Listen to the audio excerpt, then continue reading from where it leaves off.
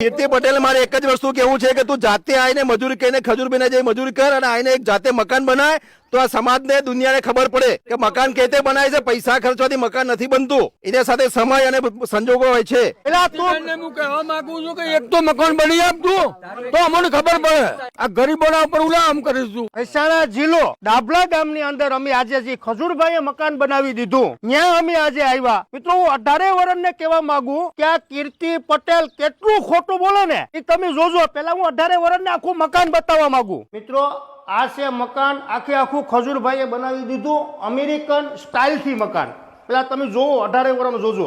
હવે હું તમને છે ને ગામના લોકો મેરે અત્યારે હું બતાવું ને ખુદ આ ગામના સરપંચ આવ્યા અત્યારે સુરેશભાઈ રાવલ ની ન્યા જો આ ખજૂરભાઈએ મકાન બનાવી દીધું હતું. આજે કીર્તિ પટેલ કેટલી હાસી છે ને મિત્રો અહીંથી આપણે ખબર પડશે. વસઈનું ડાભલા ગામ, ઈ ડાભલા ગામે ઘરનું દાન આપ્યું. પેલા સરપંચ ને પૂછીએ આપણે. મારું નામ રસિકજી ચતુરજી ઠાકોર, ડાભલા ગામનો સરપંચ છું. અને કીર્તિબેન પટેલ કરીને કોઈ નામ છે એ અમારા ગામમાં આક્ષેપ કે પ્રતિ આક્ષેપ કર્યા કે પૈસા લઈને ખજૂરભાઈએ મકાન બનાવ્યું. એક તદ્દન પાયાવિહોણી વાત છે. ખજૂરભાઈએ ડાભલા નિમિત્તે કે ચોય ઉઘરાયેલો નથી. અને કીર્તિબેન પટેલ હમું કદાચ દાવો ના મોડવો પડે એના માટે તે ખુલાસો કરે કે અમે કોઈ પૈસા કોઈને આપ્યા જ નહીં અને એવું જરૂર પડશે તો પોલીસ સ્ટેશનનો સહારો લઈશું અને એમના પર દાવો પણ કરશું. ખજૂરભાઈએ જે આ મકાન બનાવ્યું છે એ મકાન એમણે એમની પોતાની ઇવેન્ટો કરી અને ઈ કમાણીનું આ મકાન બનાવ્યું છે. કીર્તિબેનને જે આરોપ લગાવ્યો છે કે ડાભલા ગામની અંદર ફંડ પારો કરીને ઘર બનાવ્યું છે એ ભડવીને મારે એટલું કહેવાનું છે ડાભલા ગામની અંદર એક રૂપિયો કોઈને ફંડ પારો કરેલ નથી. હું પટેલ નટવરભાઈ નારાયણદાસ ડાભલા ગામનો વતની છું. જે ખજૂરભાઈ ને સુરેશભાઈ નું મકાન બનાવ્યું છે એમાં 1 રૂપિયાનો ફંડ ફાળો ઉઘરાયો નહીં. આ કીર્તિ પટેલને ખોટો આક્ષેપ કર્યો છે ખજૂરભાઈ ઉપર.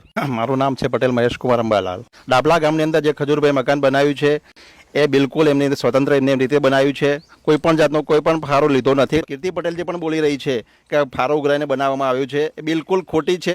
એ કદાચ પટેલની દીકરી જ પણ નથી. હું તો એવું કહી રહ્યો છું કે ખજૂરભાઈ છે એ કાયદેસર એ બહુ મોટી મહાન હસ્તી છે અને એમની રીતે અને જે પણ કરે છે સારી અને સેવા કાર્ય કરી રહ્યા છે. કીર્તિ પટેલ સાંભળજે, આ તને બીજી વાર કહેવામાં આવે કે આ સુરેશભાઈ રાવળ જે આ ડાભલા ગામની અંદર આજે મકાન બનાવ્યું ને ખજૂરભાઈએ, આ મિત્રો ગામના આગેવાનો છે.